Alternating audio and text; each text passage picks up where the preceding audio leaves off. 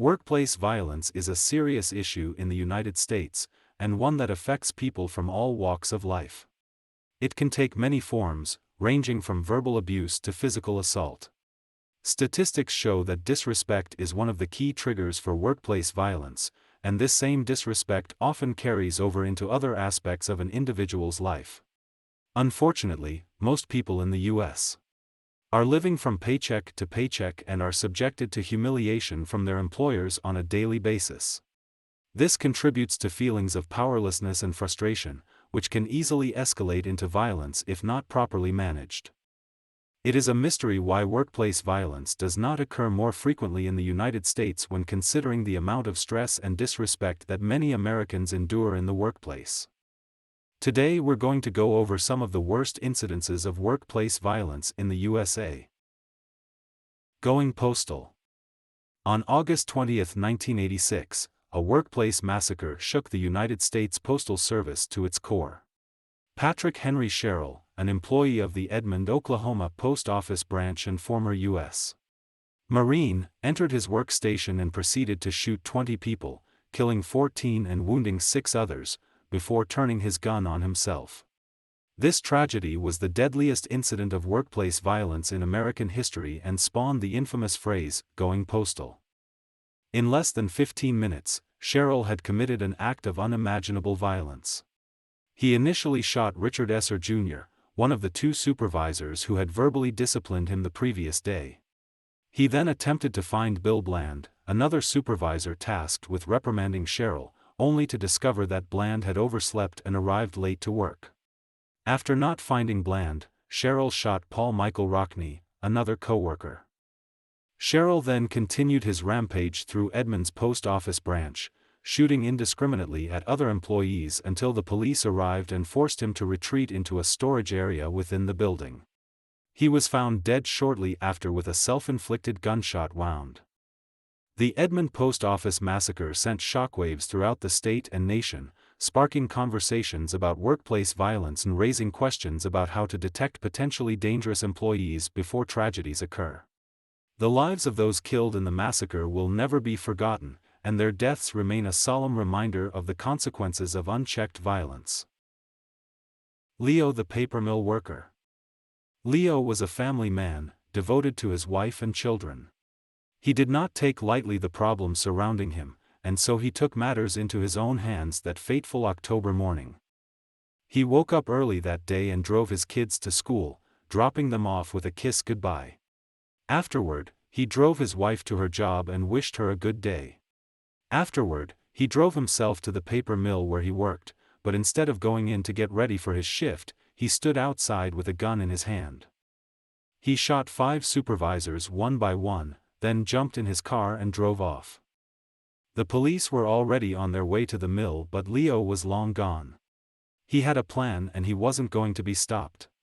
He drove to the homes of each supervisor, confronting them one by one. He shot each of them without hesitation and then returned home. However, when he arrived at his house, he was met with a barrage of bullets from police officers that had surrounded his property. Leo was rushed to the hospital, but it was too late. As he lay on the hospital bed, he explained why he shot each of them. They had all irked him in one way or the other. It all started from a dispute with members of his carpool, then turned into something much bigger. It was a heartbreaking tragedy that could have been avoided had someone recognized the signs of a man pushed to his limits and intervened. Leo's rampage that day took 6 lives and injured 7 more people, 3 critically. 2015 San Bernardino shooting. The terror that descended on San Bernardino in 2015 is still remembered by many. On December 2, Syed Rizwan Farouk and his wife Tashfeen Malik launched a vicious attack on innocent people gathered for a training event and Christmas party at the San Bernardino County Department of Public Health. 14 people were killed and 22 others were seriously injured in the unprecedented attack. Farouk, a U.S.-born citizen of Pakistani descent, and Malik, a Pakistani-born green card holder, had meticulously planned their deadly assault. After committing their heinous act, the couple fled in a rented Ford Expedition SUV. Police pursued them 4 hours later and killed both Farouk and Malik in a shootout. The tragic event serves as a reminder of the devastating impact that senseless acts of violence can have on communities. San Bernardino will never forget the horror it experienced that day. It has left an indelible mark on its residents and will serve as a cautionary tale for years to come. The San Bernardino shooting was a stark reminder that any place can be vulnerable to terror and violence. It stands as a cruel reminder of the tragedy that can come from hatred and intolerance. We must all work together to ensure such tragedies don't happen again in our communities. Our collective safety depends on it. Day Trader Killer. On July 27, 1999, Mark O. Barton reportedly used a hammer to kill his wife and 2 children in their suburban Atlanta home. The following morning, he drove to the Momentum Securities office in the nearby city of Norcross.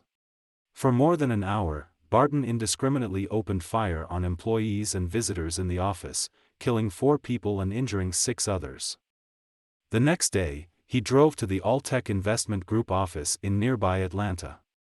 There, Barton continued his rampage, killing 8 people and wounding 7 others. Later that day, police tracked Barton to a gas station where he committed suicide with a gun he had brought with him. In the wake of this tragic event, the lives of 12 people were taken and 13 more wounded. To this day, those affected by Barton's terror still struggle to make sense of this incomprehensible tragedy. As a reminder of the horror and devastation caused by Barton's rampage, the site at Momentum Securities has been declared a memorial for all those who perished in the tragedy. Mark O.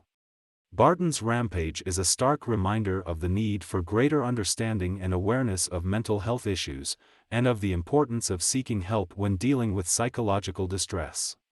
Our thoughts are with all those affected by this tragic event. May they find peace and solace in these difficult times.